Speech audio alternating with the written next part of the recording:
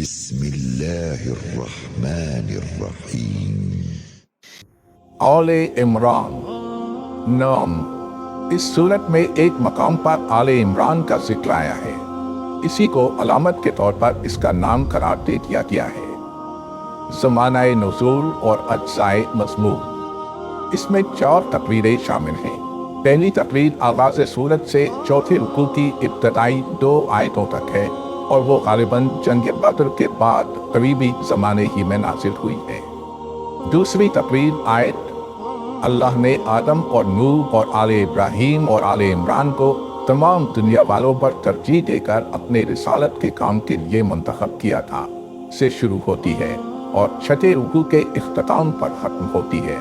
یہ 9 ہجری میں وفد نجران کی آمد کے موقع پر نازل ہوئی۔ تیسری تقریر 7ویں رکوع کے آغاز سے لے کر 12ویں رکوع کے اختتام تک چلتی ہے اور اس کا زمانہ پہلی تقریر سے متصل ہی معلوم ہوتا ہے۔ چوتھی تقریر 13ویں رکوع سے ختم سورت تک جنگ احد کے بعد نازل ہوئی ہے۔ خطاب اور مباحث۔ ان مختلف تقریروں کو ملا کر جو چیز ایک مسلسل مضمون بناتی ہے وہ مقصد و مدعا اور مرکزی مضمون کی یکسانیت ہے۔ سورت کا خطاب خصوصیت کے ساتھ 2 گروہوں کی طرف ہے، ایک اہل کتاب یعنی یہود و نصارہ، دوسرے وہ لوگ جو محمد صلی اللہ علیہ وسلم پر ایمان لائے تھے۔ پہلے گروہ کو اسی طرز پر مزید تبلیغ کی گئی ہے جس کا سلسلہ سورہ بقرہ میں شروع کیا گیا تھا۔ ان کی اعتقادی گمراہیوں اور اخلاقی خرابیوں پر تنبیہ کرتے ہوئے انہیں بتایا گیا ہے کہ یہ رسول اور یہ قرآن اسی دین کی طرف بلا رہا ہے جس کی دعوت شروع سے تمام انبیاء دیتے چلے آئے ہیں اور جو فطرت اللہ کے مطابق ایک ہی دین حق ہے۔ اس دین کے سیدھے رستے سے ہٹ کر جو راہیں تم نے اختیار کی ہیں وہ خود ان کتابوں کی روح سے بھی صحیح نہیں ہیں جن کو تم کتب آسمانی تسلیم کرتے ہو، لہٰذا اس صداقت کو قبول کرو جس کی صداقت ہونے سے تم خود بھی انکار نہیں کر سکتے۔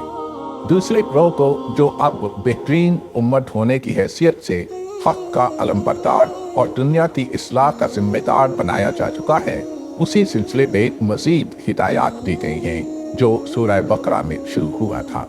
انہیں پچھلی امتوں کے مذہبی و اخلاقی زوال کا عبرتناک نقشہ دکھا کر متنبع کیا گیا ہے کہ ان کے نقش قدم پر چلنے سے بچیں۔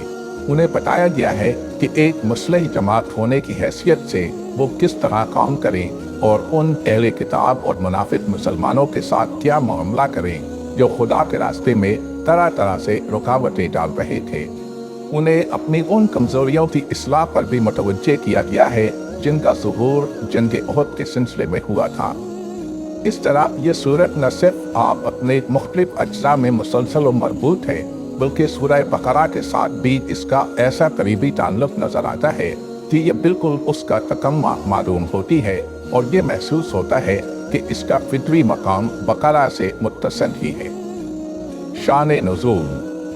سورت کا تاریخی پس منظر یہ ہے، ایک سورہ بقرہ میں اس دین حق پر ایمان لانے والوں کو جن آزمائشوں اور مصائب و مشکلات سے قبل از وقت متنبع کر دیا گیا تھا وہ پوری شدت کے ساتھ پیش آ چکی تھی۔ جنگ بدر میں اگرچہ اہل ایمان کو فتح حاصل ہوئی تھی لیکن یہ جنگ گویا بھیڑوں کے چھتے میں پتھر مارنے کے ہم مانی تھی۔ اس اولین مسلح مقابلے نے عرب کی ان سب طاقتوں کو چونکا دیا تھا جو اس نئی تحریک سے عداوت رکھتی تھی۔ ہر طرف طوفان کے آثار نمایاں ہو رہے تھے۔ مسلمانوں پر ایک دائمی خوف اور بے اطمینانی کی حالت طاری تھی اور ایسا محسوس ہوتا تھا کہ مدینے کی یہ چھوٹی سی بستی جس نے گرد و پیش کی ساری دنیا سے رائی موڑ لے لی ہے صفائے ہستی سے مٹا ڈالی جائے گی۔ ان حالات کا مدینے کی معاشی حالت پر بھی نہایت برا اثر پڑ رہا تھا۔ اول تو ایک چھوٹے سے قصبے میں جس کی آبادی چند 100 گھروں سے زیادہ نہ تھی، یکایک مہاجرین کی ایک بڑی تعداد کے آ جانے ہی سے معاشی توازن بگڑ چکا تھا۔ اس پر مزید مصیبت اس حالت جنگ کی وجہ سے نازل ہو گئی۔ 2.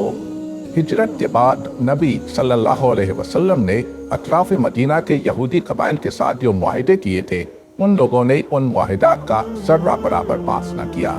جنگ بدر کے موقع پر ان اہل کتاب کی ہمدردیاں توحید و نبوت اور کتاب و آخرت کے ماننے والے مسلمانوں کی بجائے बुत पूजने वाले मुशरिकीन के साथ थी। बदर के बाद ये लोग खुल्लम खुल्ला कुरैश और दूसरे कबाइले अरब को मुसलमानों के खिलाफ जोश दिला दिलाकर बदला लेने पर उकसाने लगे। खुसूसन बनी नज़ीर के सरदार काब बिन अशरफ ने तो इस सिलसिले में अपनी मुखालिफाना कोशिशों को अंधी अदावत बल्कि कमीनापन की हद तक पहुंचा दिया।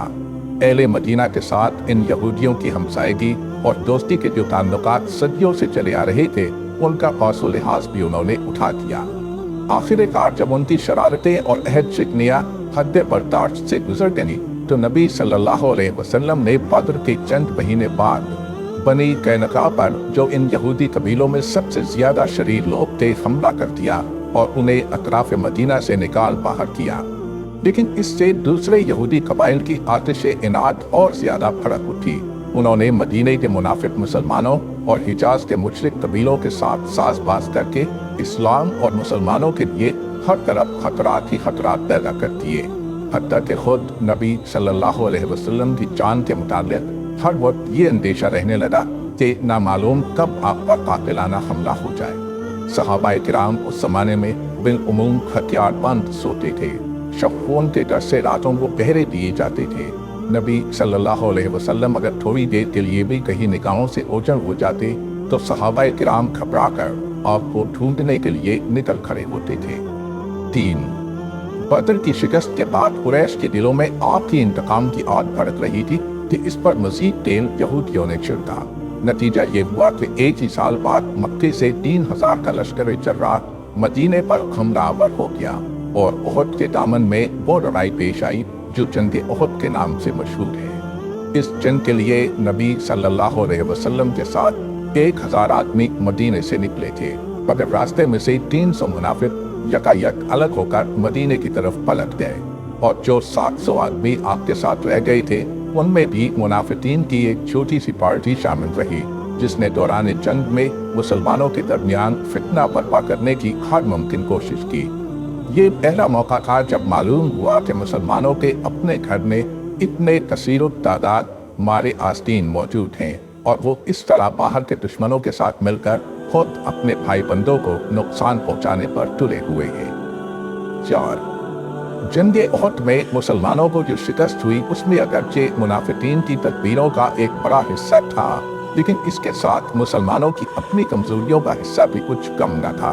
और ये एक कुदरती बात थी कि एक खास तर्ज फिक्र और निज़ाम अखलाक पर जो जमात अभी ताज़ा ही बनी थी, जिसकी अखलाकी तरबियत अभी मुकम्मल ना हो सकी थी और जिसे अपने अकीदा व मसलक की हिमायत में लड़ने का ये दूसरा ही मौका पेश आया था, उसके काम में बास कमजोरियों का ज़हूर भी होता। इसलिए ये ज़रूरत पेश आई कि जंग के बाद इस जंग की पूरी सरगुज़िश्त पर एक मुफस्सल तबसरा किया जाए और इसमें इस्लामी नुक्ता नज़र से जो कमजोरियाँ मुसलमानों के अंदर पाई गई थी उनमें से एक एक की निशानदेही करके इसकी इस्लाह के मुताल्लिक हिदायत दी जाए। इस सिलसिले में ये बात नज़र में रखने के लिए कि इस जंग पर कुरान का तबसरा उन तबसरों से कितना मुख्तलिफ है जो दुनियावी चैनल अपनी लड़ाइयों के बाद किया करते